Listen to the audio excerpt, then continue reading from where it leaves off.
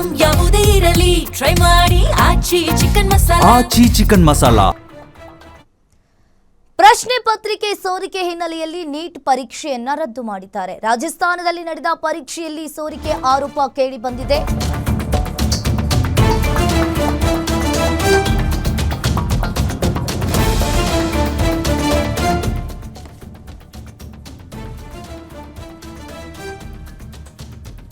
ಮೇ 3ರಂದು ನಡೆದ ಪರೀಕ್ಷೆಯಲ್ಲಿ ಸೋರಿಕೆ ಆರೋಪ ಕೇಳಿ ಬಂದಿದೆ. ಶೀಘ್ರವೇ ಮರು ಪರೀಕ್ಷೆಗೆ ದಿನಾಂಕವನ್ನ ನಿಗದಿ ಮಾಡಲಿದ್ದಾರೆ. 22.79 ಲಕ್ಷ ವಿದ್ಯಾರ್ಥಿಗಳು ಪರೀಕ್ಷೆಯನ್ನ ಬರೆದಿದ್ರು. ಪ್ರಶ್ನೆ ಪತ್ರಿಕೆ ಸೋರಿಕೆ ಕುರಿತು ಸಿಬಿಐನಿಂದ ತನಿಖೆಯಾಗಬೇಕು.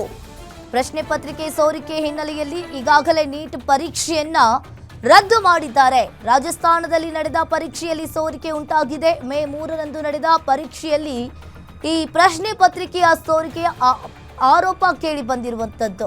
ಇನ್ನು ಶೀಘ್ರವೇ ಮರು ಪರೀಕ್ಷೆಗೆ ಡೇಟ್ ಅನ್ನ ನಿಗದಿ ಮಾಡಬೇಕಾಗಿದೆ.